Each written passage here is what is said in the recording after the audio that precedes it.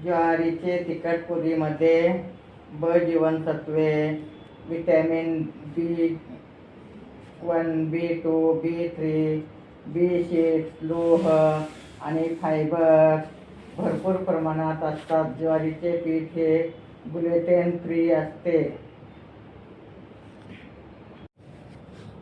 ज्यामुळे ही पुरी आरोग्य पौष्टिक ठरते. ज्वारीच्या पिठातील प्रमुख जीवनसत्वे आणि खनिजे विटॅमिन B2, B1, थियामिन ऊर्जा वाढवण्याची मदत करते. विटॅमिन B3 नियमित त्वचा निरोगी ठेवते आणि चयापचय सुधारते. विटॅमिन B6 मज्जासंस्थेचे कार्य सुधारण्यास मदत करते. लोह व कॅल्शियम रक्त वाढवण्यासाठी आणि हाडे बळकट करण्यासाठी उपयुक्त आहे.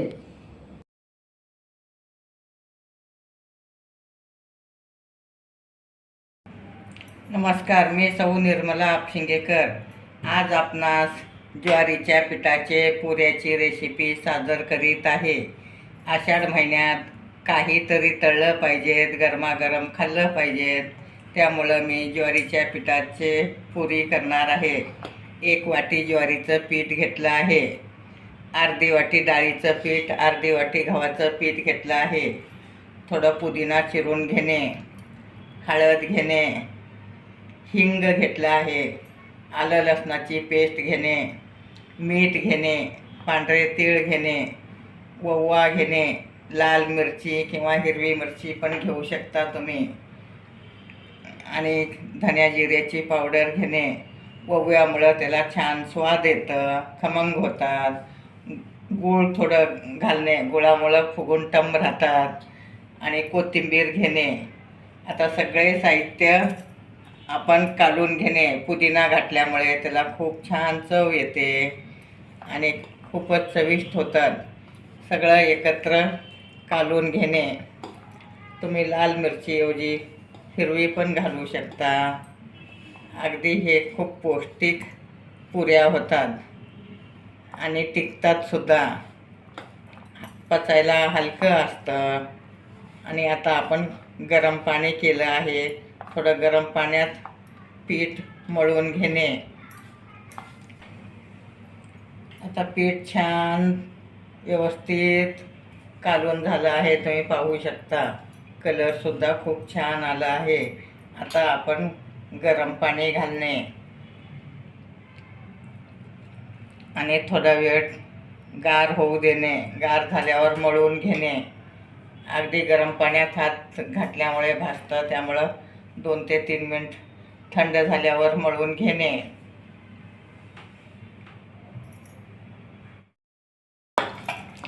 आता आपलं पीठ छान मळून झालं आहे. एकदम मऊसूत झालं आहे, तुम्ही पाहू शकता. तेल तापत ठेवलं आहे. आता आपण पुऱ्या लाटून घेणार आहोत. चपाती एवढं गोळा घेणे आणि मोठी चपाती एवढं लाटून वाटीनं गोल गोल पुऱ्या काढून घेणे. अशा टाईपमध्ये तुम्ही सुद्धा घरच्या घरी करू शकता. ही रेसिपी झटपट होणारी आहे. थोडं पीठ लावून लाटणे.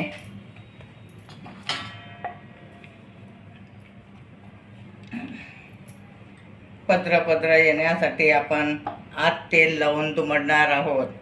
अशा टाईपमध्ये तुम्ही आतमध्ये तेल लावणे, मग परत असं दुमडणे, मग पदरं होतात पुऱ्या आणि मऊ खुसखुशीत होतात.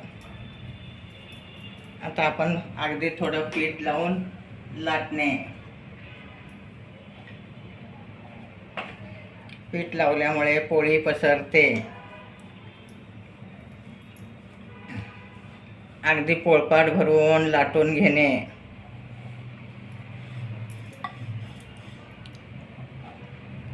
आणि हे पुऱ्या ज्वारीचं पीठ असल्यामुळे पचायला हलकं असतं आणि खायलाही खूप चविष्ट असतात. त्यात सगळंच पदार्थ असल्यामुळे ओवा, जिरे, धन्याची पूड हे सगळं पौष्टिक असतं. म्हणून ह्या दिवसात पाऊस चालू असतं, अगदी गरम गरम पुऱ्या खायला छान लागतात. नुसत्या जरी पुऱ्या खाल्लात, चहासोबत जरी खाल्लात तरी खूप चविष्ट होतात. आता आपली पोळी लाटून झाली आहे. आता वाटीनं आपण असं गोल गोल पुऱ्या काढून घेणे. एकसारखे पुऱ्या येतात आणि भरभर पण होतात. आता आपलं तेल तापत ठेवलं आहे.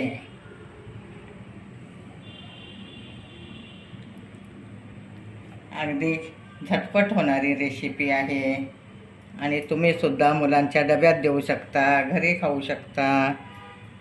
ज्वारीचं पीठ घातल्यामुळे अगदी खुसखुशीत होतात, खायला पण चविष्ट लागतात. एकसारखे पुऱ्या होऊ शकतात असं केल्यामुळे.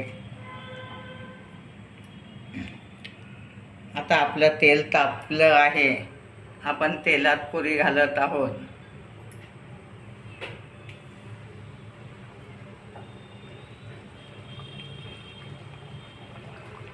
अगदी झटपट पुऱ्या होतात, गरमागरम खायला खूप चविष्ट लागतात.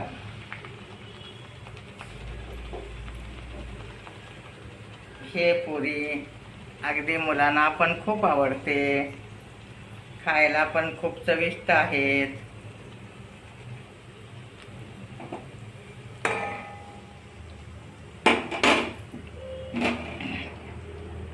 सुरुवातीला एकच पुरी घातली आहे मी, नंतर 3-4 घातलं तरी चालेल.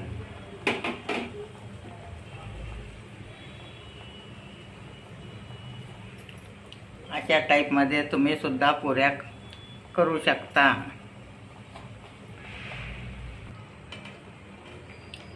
आता आपली पुरी तळून झाली आहे, तुम्ही पाहू शकता. आता मी दुसरी पुरी घालत आहे.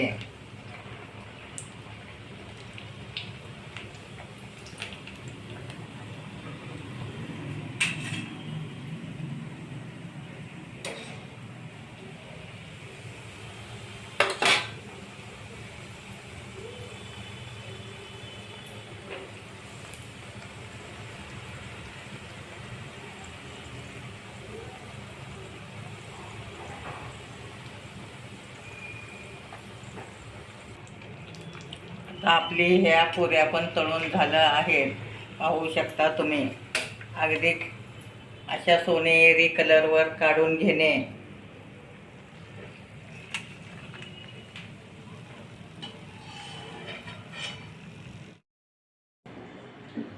आता आपले ज्वारीचे पुऱ्या तयार आहेत, गरमागरम.